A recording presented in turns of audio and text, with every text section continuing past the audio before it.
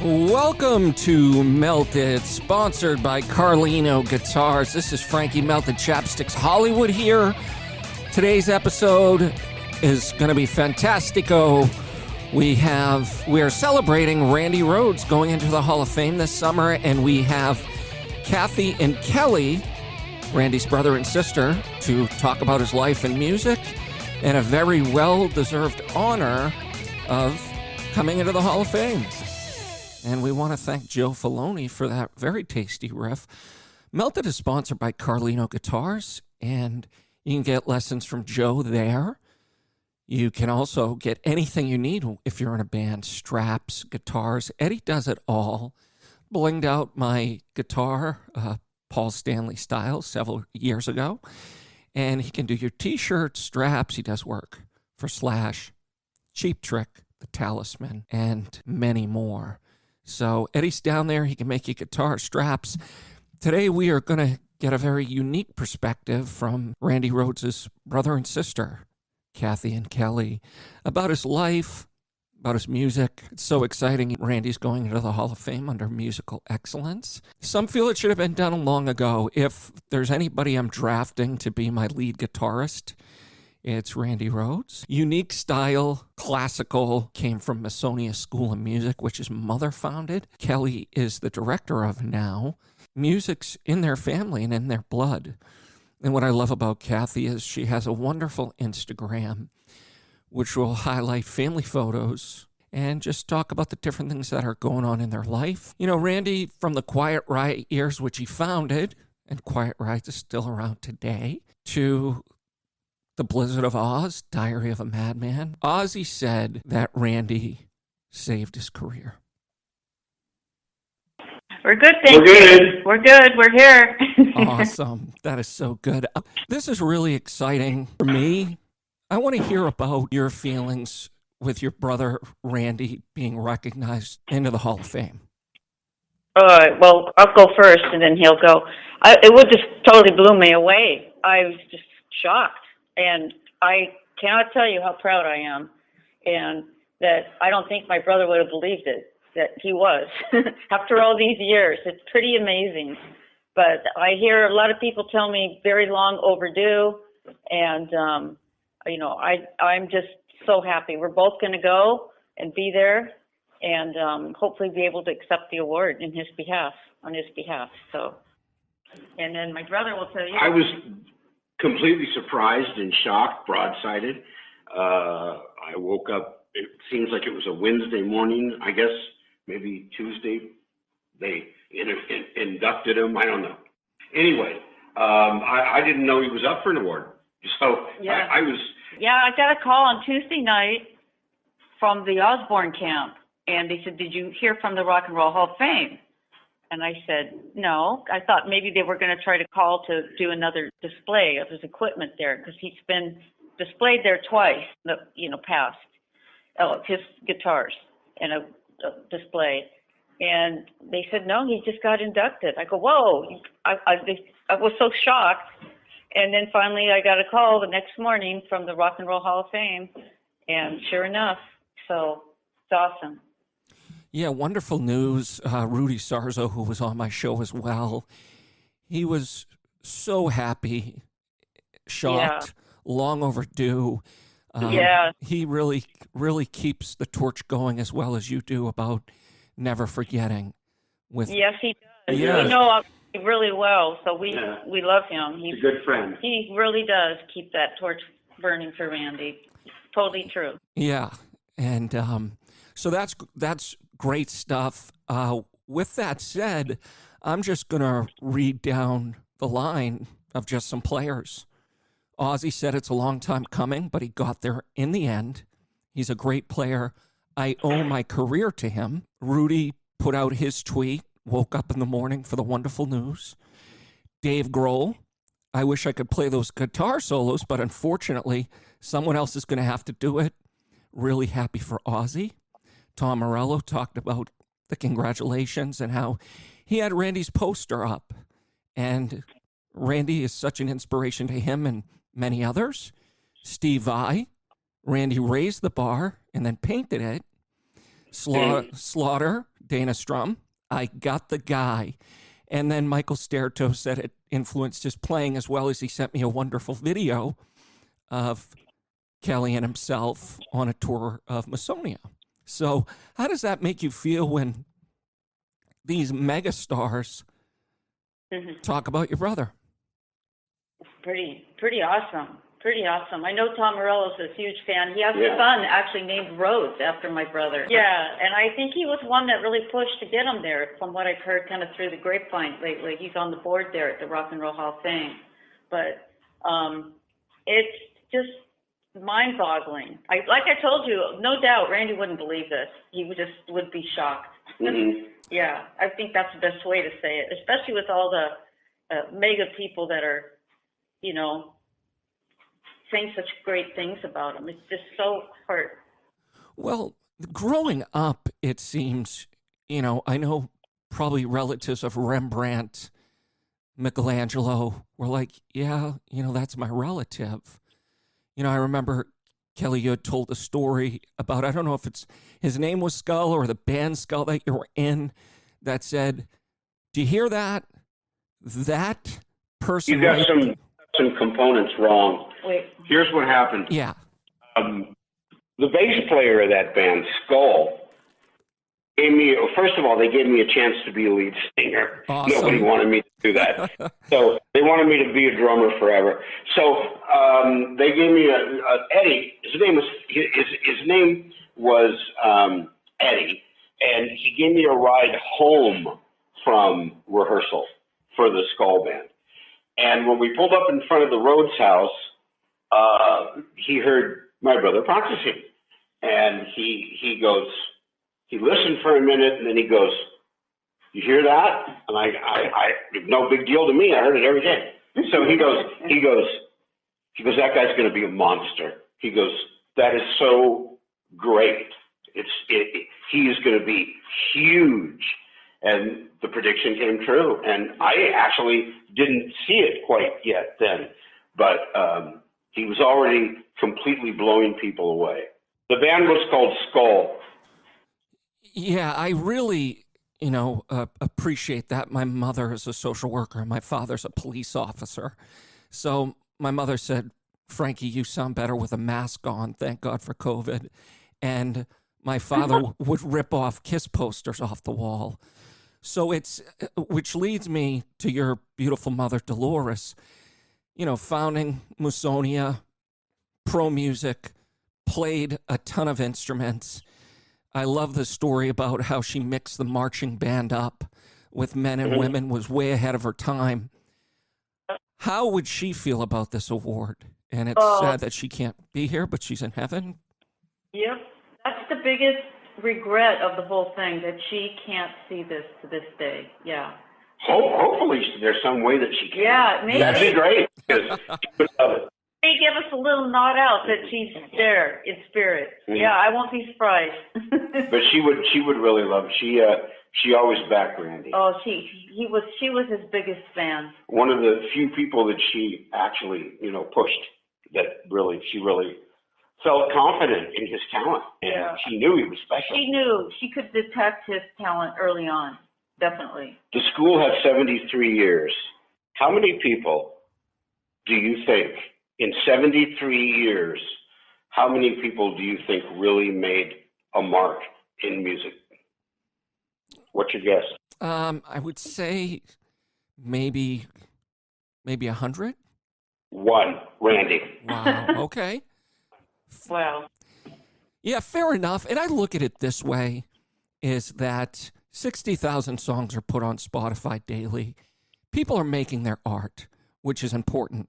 And that's why I'm inspired by you, Kelly, with the 3 strikes. Drummer, then to lead singer, and then to piano, but you're still making your art, which is beautiful. I thank God for punk music because I can be a part of it. I'm so happy. It's long overdue for Randy, but the stuff that we do now echoes in eternity. So I know that your mom and Randy would be proud of both of you. Kathy, your Instagram, I've seen a lot of great documentaries. with both of you, keeping the legacy going, sharing the stories, sharing the love, sharing the truth, because you two were there. And of course, there's going to be a lot of people that say this and say that. We'll listen to you two. Yeah, well, that's why I do it. I do it for kind of therapy purposes, but it's kind of really become a passion. And, you know, it would be, if you want to tell the viewers the name of my Instagram in case they're interested, it's Darg Mama, Dargmama, short for Dargenzio Mama. Yes. Yeah, I now I wish I had picked a different name. I don't know, maybe it's too late, but It's been nice, you know, hearing the stories. Rudy Sarzo talks about, he also taught at your school. Mm-hmm. And he's like, I don't know what I'm really doing. And Randy said, hey, everybody loves the Van Halen solos. What you do is you can teach them the solos, but then you're going to teach them some theory, which I thought was a really great way to do it.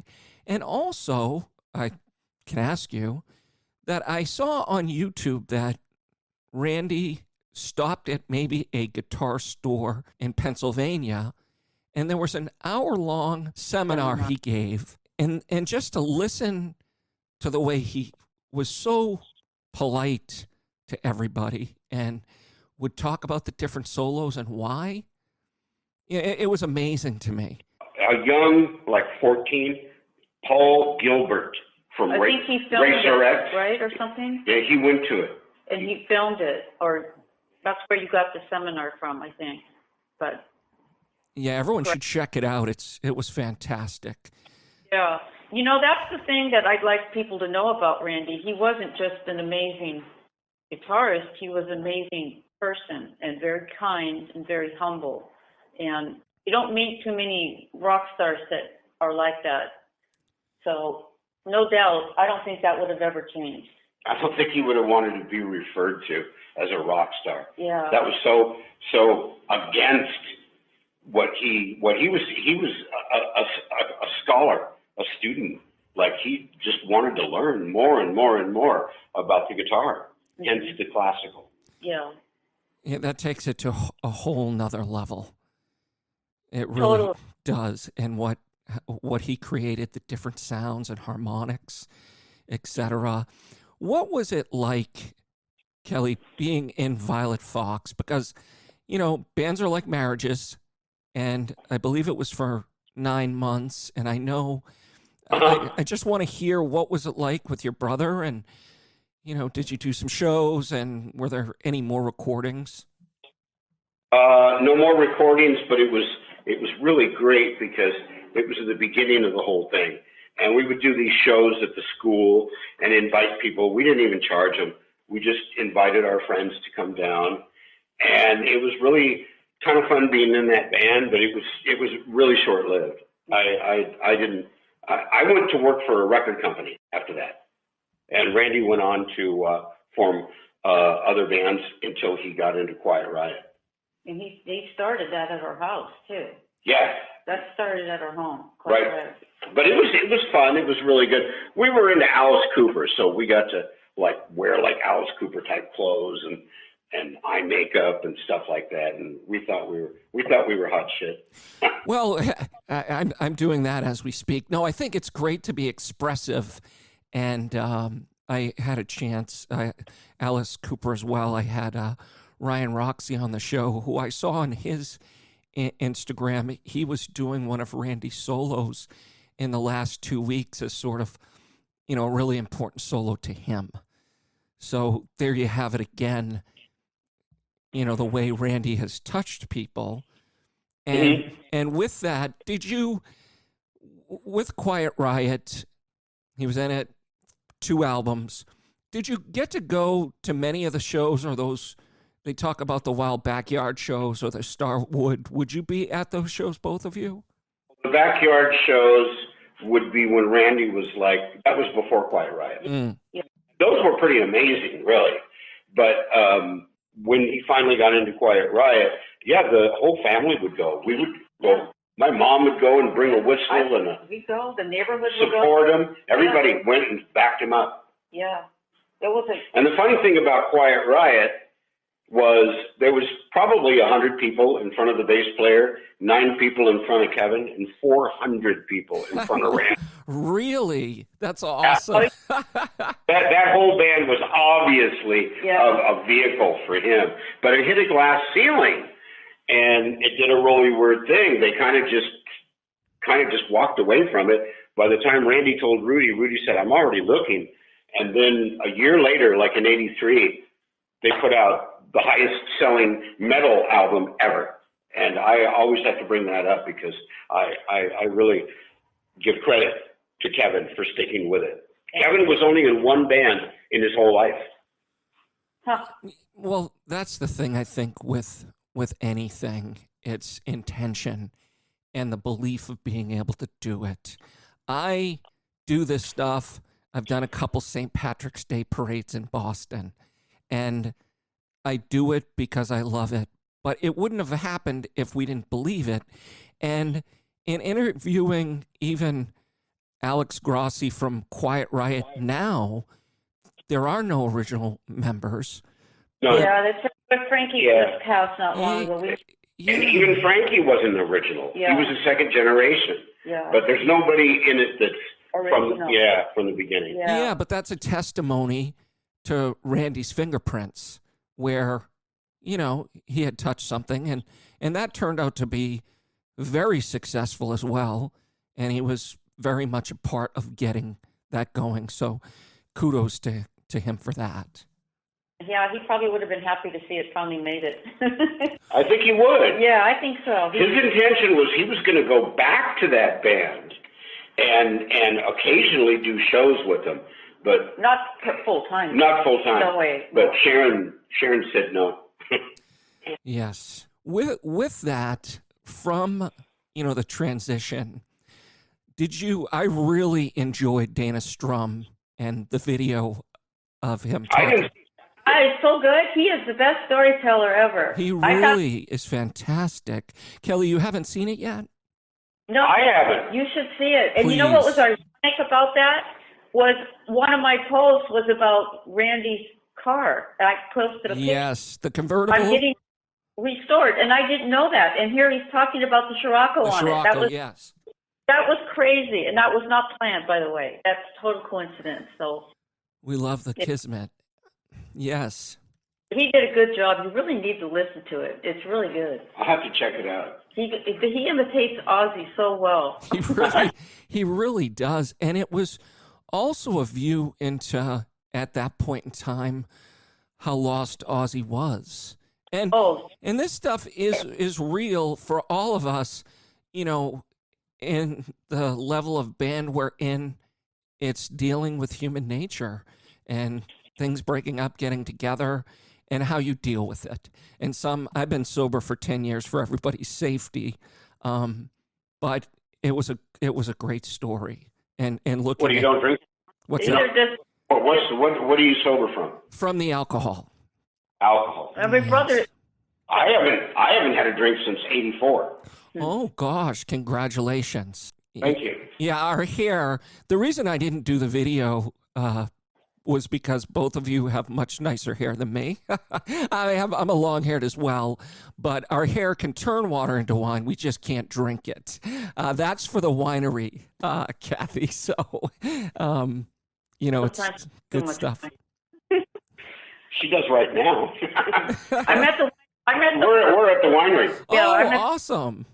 We're doing it at the winery, and we're still closed right now because of COVID, but you know, we've lost all of our employees, sadly, and, you know, I have a grandson that has a heart issue, so we have to go an open heart surgery soon here, and it's not a good time to be going full bore back to work. So the business, though, it's also a family cabinetry shop in the back, so Richard's doing that right now. But yeah, and that's your husband's family? Yes, yeah. The winery, main one is in Sonoma, and twin, and so we have one down here in Burbank, California. Yeah, and we have live music and stuff here. No, that's great. I'm going to actually post the link because I saw a few of the items that you had for Randy, the wine, the candle, etc. So people should really check that out as well. Yeah, and we put the money, just so everybody knows, some of it goes into the trust to perpetuate his memories, not just a big pocket filler. That's part of what we do. And I think we're going to come out with a new release in honor of the 40th and the induction. So we're kind of talking about that right now. So it's in the works of plan. So exciting. I'd like your perspective on moving from Quiet Riot to Blizzard of Oz, Diary of a Madman. What was that like? I know Randy went to England, really wrote a lot of amazing songs, as Ozzy said, saved his career. What was it like for both of you staying in touch? Because we didn't have internet back then, staying in touch with Randy. Well, I didn't hear from him very much, to be honest, but I did hear about him from my mom. He called my mom, I guess, about every day. Or close to it. So I would hear what he was doing. He would write letters or postcards. I got a lot of postcards from him. I got one postcard. But it was just like to say that, I don't know if people realize, but Randy still lived at home with my mom. I was newly married and had a baby, and my brother was kind of doing his thing, Kelly. And so, this was thrust first time out of the house, thrust into being with Ozzy Osbourne. First time on an airplane, yes. First time out of the country into a European country. It was so many firsts for him. So he was very homesick a lot. Yeah. He really was. And he missed home. And I think he had enough of the rock and roll business by the time he was done with the Diary tour. But, he just needed a good, I think. Oh, shoot. I hope this phone doesn't die. I hear something beeping, but maybe that's just another call. Anyway, I didn't hang up on you. No worries. Yes. I think you're underwater. Yeah, maybe this phone is getting low. Maybe it's dying. Yeah.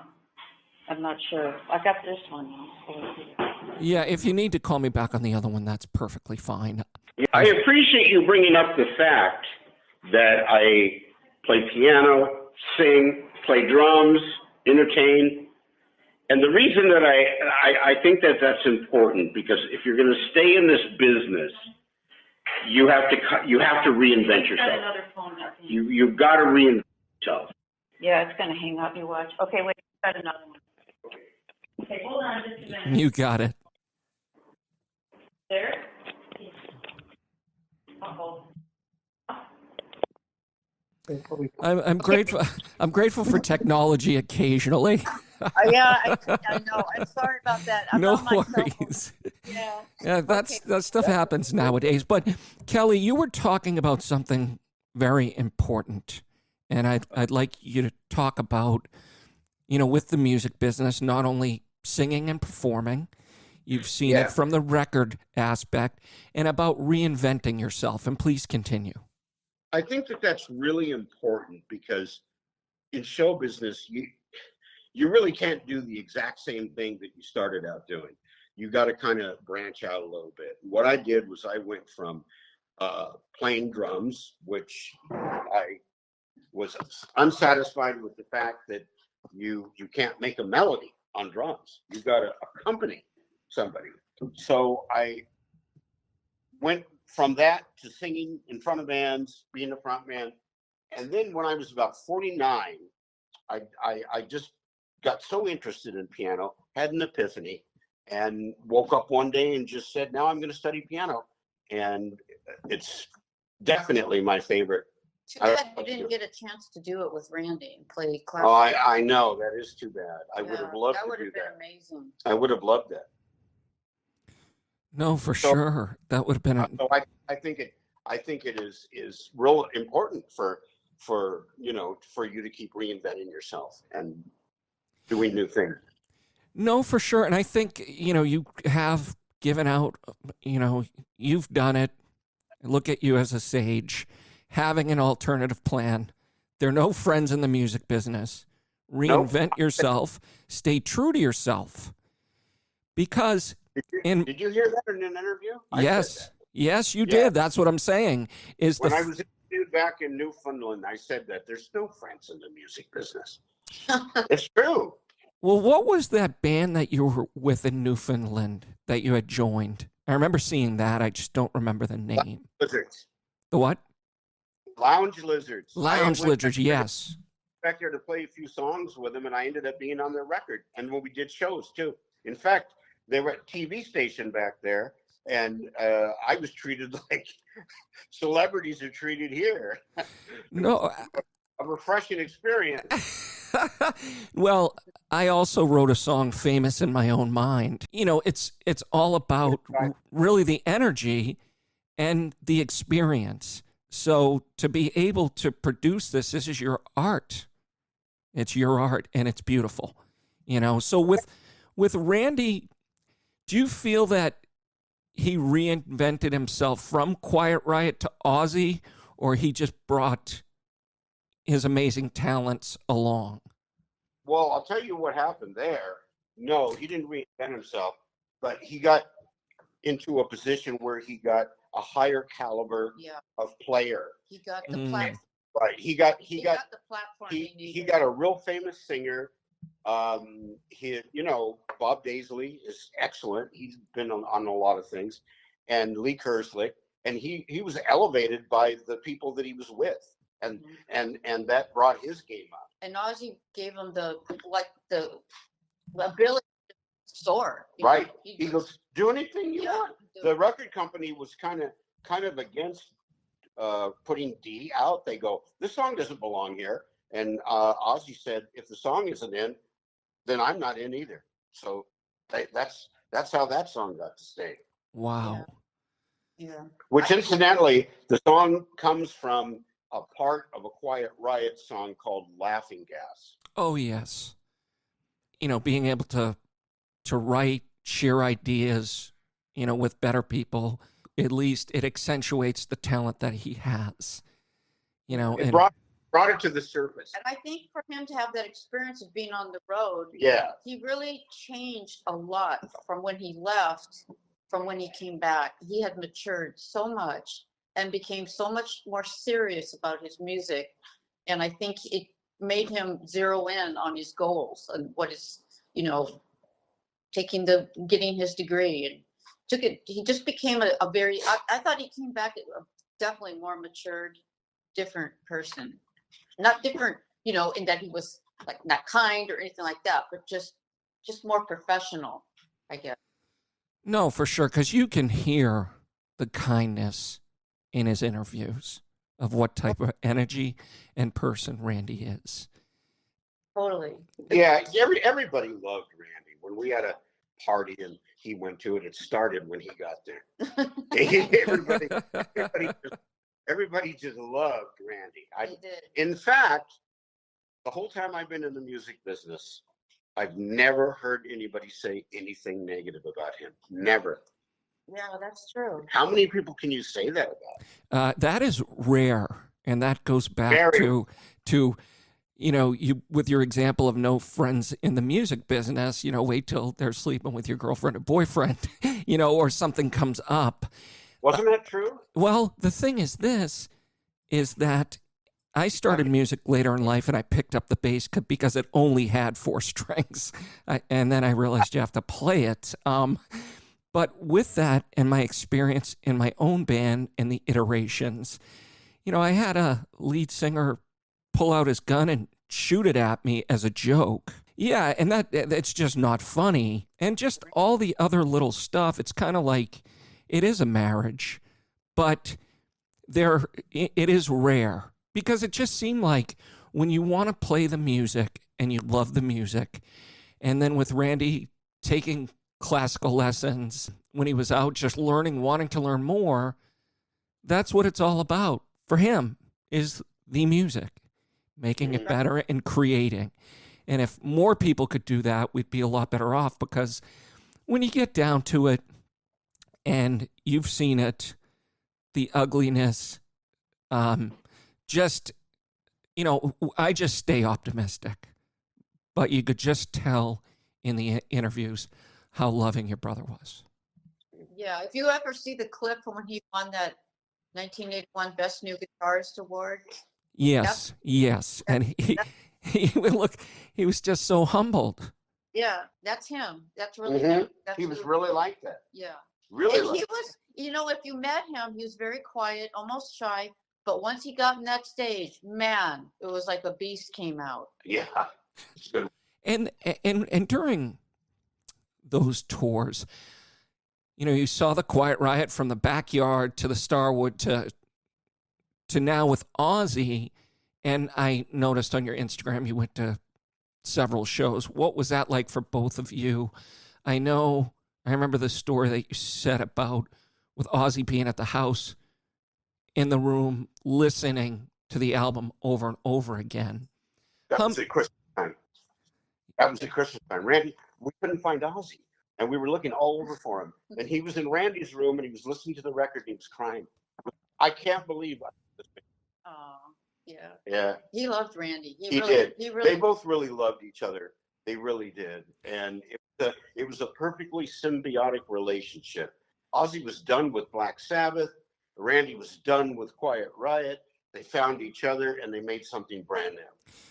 Yeah, and then, going back into the Finding, the way they met each other, finally meeting each other at the hotel the next day. It's like when things are meant to be, they're meant to be. And there is magic that happens. And that was, the 2 albums, amazing. And then you were able to go to the Forum and see him play. Yeah. Those albums just seem timeless. Like they'll always be. I've been listening to it in my car a lot lately, Diary, recently. Yep. And I swear, I feel like I'm listening to a violinist at sometimes, His music. It's like classical music. It's like classical violinist playing, not a guitarist. Yeah, and that's something, thankfully, to your mother, who took the time out. I mean, I really look back and say, I wish I would have started at 5, but I'm enjoying the journey now, much later at 28 again and again and again, to be able to. 20 again. Yeah. You're just a young man. Yeah. Yeah, that's why I say 28 again. I remember being in high school, and that's the thing for me. I grew up on the East Coast, and then I went to the West Coast, the Bay Area. My high school had about 500 people in it to over 1,000. And it was 80 when I came out. And when I got there, where I lived in Maine at the time was about 5 years before anything came out, I get there and I see these Ozzy t-shirts and I'm like a little afraid of this stuff, It was like, amazing to hear the music, and it was kind of a time warp. We came from a real small parochial school too, and kind of similar instance. Matter of fact, Randy really never went to high school because he started pursuing his music career, and he finished his high school education at night school so he could do his music. So he just couldn't handle being at a big high school like that. It was just too overwhelming. Well, the other thing for myself is I really have zero tolerance for bullies. He was bullied, trust me. Yeah, and that doesn't fly with me.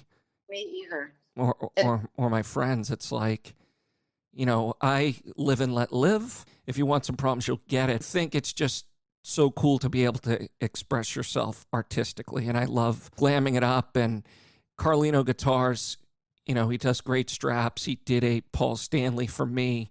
I said, if I can't sing, at least I'll look the part. So it's, we'll just keep it going. What was your mother's perspective? Because I know she went to England to visit, going from Quiet Riot to Ozzy. I know she supported him, but when she was in England, what did she see? Well, the first time she ever got there, she was sitting in an apartment, I think, with Randy. A bar or something. They were together. I'm not sure of the place, but she was sitting next to him on a couch, and Ozzy was on the other side of her. And she said to Randy, when am I going to finally meet Ozzy? The joke was that he's sitting right next to him. Didn't know who he was. The funny thing about it, Randy told me, is when they first all got together, my mom thought that Ozzy was like a roadie, And Yeah. and she said, "When are you going to clean this stuff up?" And Ozzy just looked at her. And Randy goes, "Mom, that's Ozzy."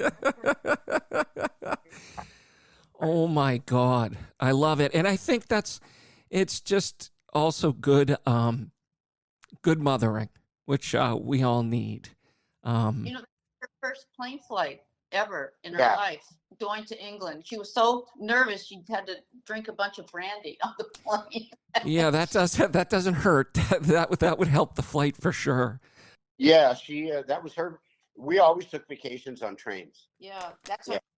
My mom was really afraid to fly, and Randy was afraid to fly too. Is that where Randy's fascinations with the trains came? Yep. Yep. Yep. When we were young, we took many train trips, even across country. Yeah. We loved it. Loved it. Your mom had a great time, and you all together did you ever go to any other tour dates during Diary of a Madman or Blizzard of Oz? You mean other dates outside of LA? Yes. No. No. Okay. Only when he came into town. We never flew out of the state. I had a baby. I couldn't do that. Right. She had a baby, and it just, you get it gets complicated, and you get involved in your own life, and you always go, well, I'll go next time. I'll go next time. I'll see you next time. Yeah. Totally true. And you never know what happens in life. Right. Unfortunately. Well, that's why Jim Morrison's girlfriend asked Jim, why are you performing at 150% each time? And it was like, because this could be my last show. Wow. So we just don't know. And it's a part of life. And even looking at both tours, there were a lot of tour dates and really extensive. Of course, a lot of them got canceled. Yes. Too. Yeah. But there were a lot. It was a very ambitious tour. And when the Diary came, oh my gosh, to see that stage set was incredible. And to see that them perform in that Diary setting was unforgettable. Mm-hmm. I'm really grateful that we do have some videos from that, that are out there for us to be able to see his dazzling playing. Tell me a little bit, Kelle, about Radio Sequence. Radio Sequence is a song that what I did was I had all these tapes, and I brought them to my engineer, and I said, what you're going to have to do is make these into a coherent song. And nothing matched. Everything was just little pieces of songs. But I did that to make a background for a piece of music that I recorded that my brother played. It was a blues. And I recorded it, and I hung on to it years and years and years and years. And then I finally found a perfect place to put it. If you listen to the record, it sounds like you're skipping the radio dial and you're listening to just different things for like less than 3 seconds. And one of the things it flips to is his solo. Amazing. Yeah, that's great. Now, for some reason, I felt like there may be some more audio coming out. Is that true? No. According to what we've heard, we don't know any more than the next person. Yeah. Sharon says she has no more stuff, no more material. And all these years later, like 40 years, nobody's come up with anything. Right. So we kind of have to just figure that, what's out there is what's out there. Yeah, I don't know. It's just sad. Pretty sad. Yeah, and when it comes out, it could be, in someone's, attic or whatever, and someone will come across it and then share that with the world because... Well, there's always the possibility that that'll happen. Yeah. I mean, somebody found music that Mozart wrote in an attic, and that would have been, like a couple of 100 years ago. So I suppose it could happen, but to our knowledge, nothing else exists at this point. Right. And then will you, both of you, I'm really excited, and, if the COVID protocols are, all erased and you can have it, I just kind of want to know, is the hall going to you, for your guidance on what you want to see or how you want to see him inducted in any way? I think they're still working on it. It's a work in progress. And Okay. I think COVID has kind of changed it, at least till it's all over. They told me, like, normally they have someone induct you. And because of the COVID, they might, they're saying might, so I don't know. But they said, it depends on how the COVID goes and everything, but they might have like a visual, somebody presenting, and then we can hopefully we'll accept the award on his behalf. But they're working on it. I don't think they honestly know yet. And if they do, they haven't told us yet. So, yeah, it's kind of up in the air. COVID changed everything, and it'll never go completely back like it was.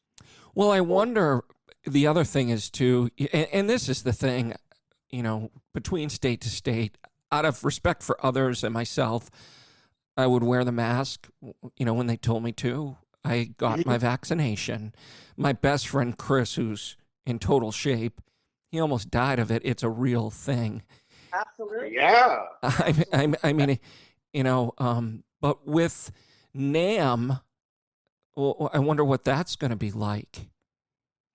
Oh, they didn't have it last year, so who knows? Right. So, Kelly, do you safely do that? I mean, are you asking us if you think they're going to have the NAMM show? Well, no, it's not have the NAMM show, but I'm just going off of your premise that it's not going to be the same. I'm just wondering what it's, in your opinion, going to be. That's all. I really don't know whether they're going to limit the amount of people that go there, which would be hard to do. Yeah.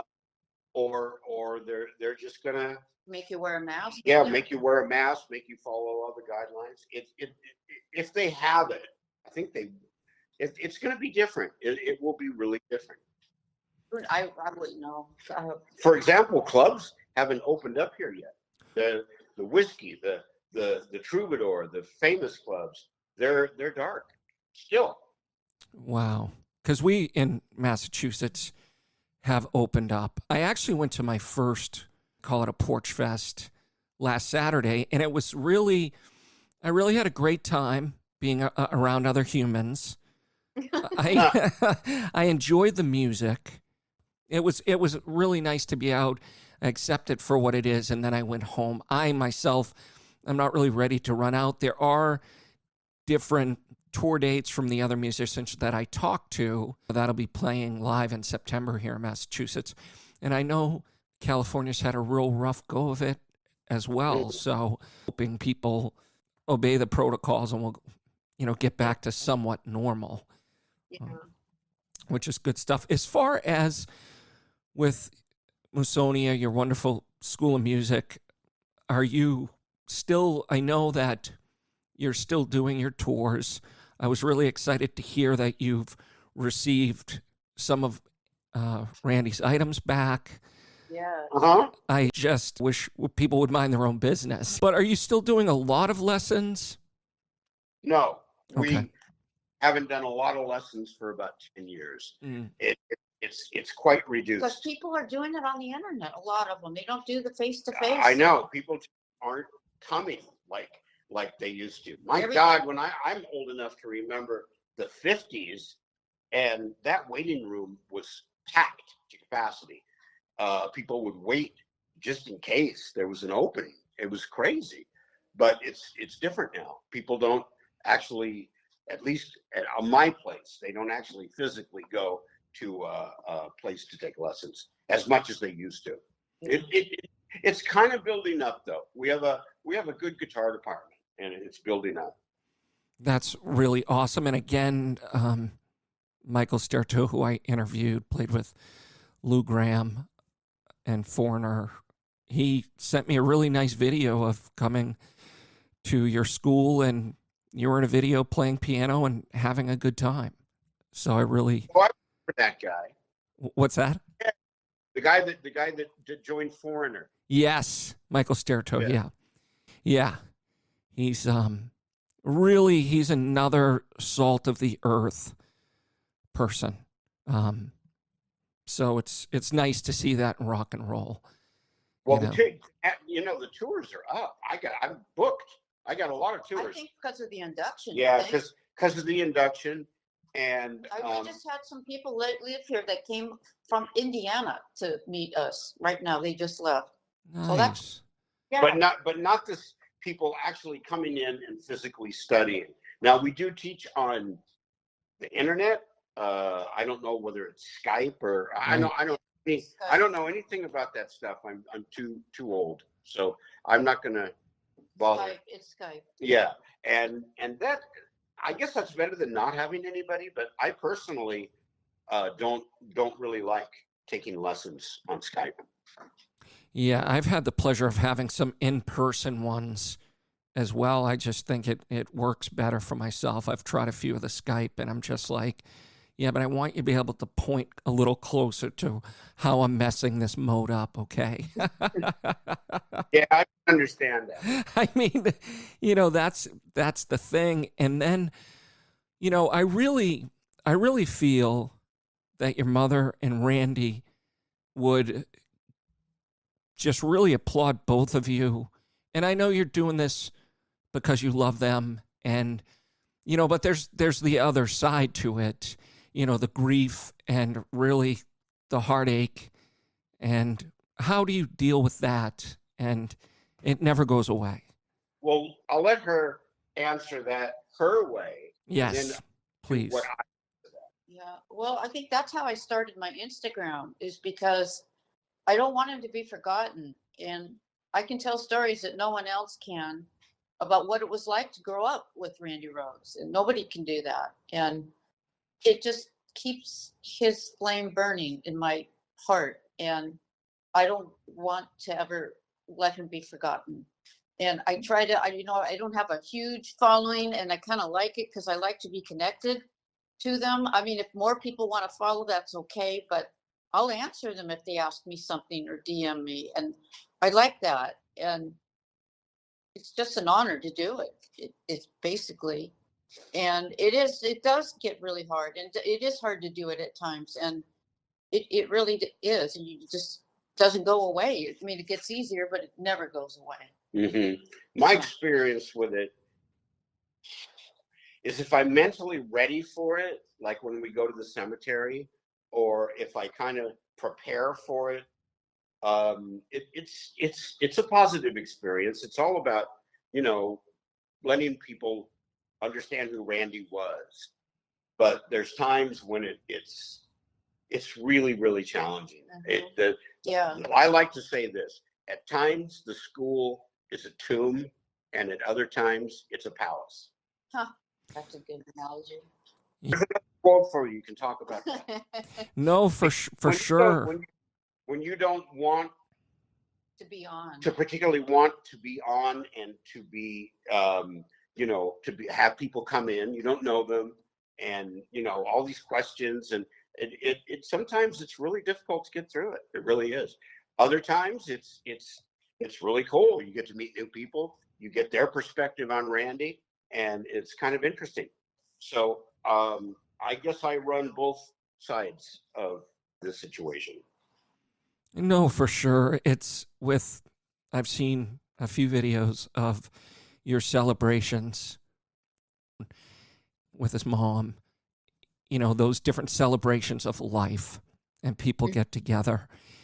And it's something that, as far as, just dealing, I wish someone gave us a really detailed guidebook how to deal with this stuff. It's not easy, but the Instagram does seem therapeutic.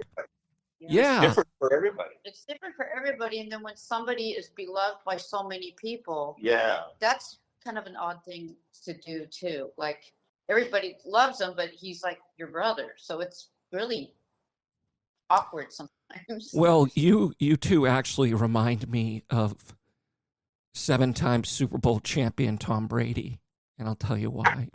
Really? Yes, I'll tell you exactly why. And growing up, Tommy was always regarded as That's the brother of Maureen. That's the brother of Julie. That's the brother of Nancy. And when he went to Michigan, he wrote a paper and he said, one day they're going to be known because of me.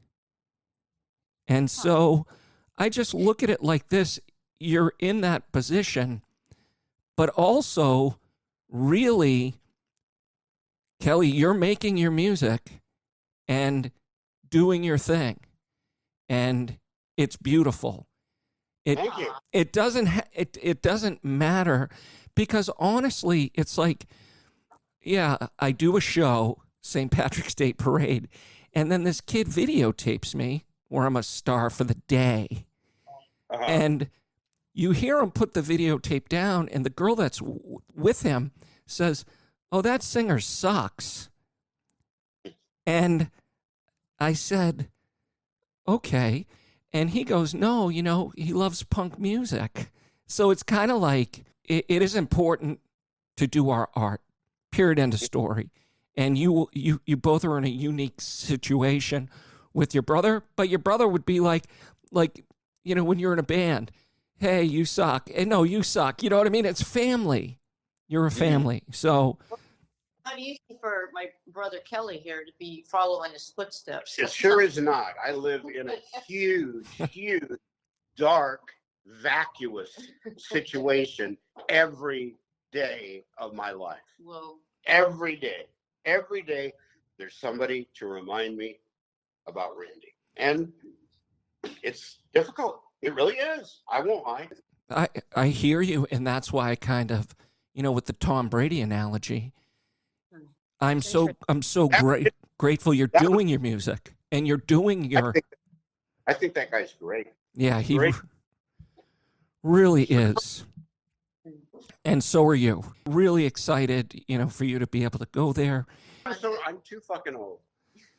You're 28 again, Kelly. Get used to it. Stay at 28 with me. That's funny. Yeah, no, we I really wish you both blessing, peace, just great things, and just continue, you know, to do what you're doing. And we just thank you. I'm grateful to have you both on. It was a great conversation. You're welcome. Thank you very much. Thank you. I appreciate you so much. Okay, well, I'll look forward to that one day. Okay. You got it. Have a great day. Okay. Bye. Bye. And that was Kathy and Kelle Rhoades. What a great interview. What great insight from the family of Randy Rhoads, who's being inducted into the Rock and Roll Hall of Fame. He is just an icon, guitarist, loving, humble brother. And it was just really nice to spend some time with Kathy and Kelle, to get to know more about Randy, their mother Delores, Musonia School of Music. Melted, sponsored by Carlino Guitar, and this Frankie Melted Chapsticks Hollywood. Everyone have a great day.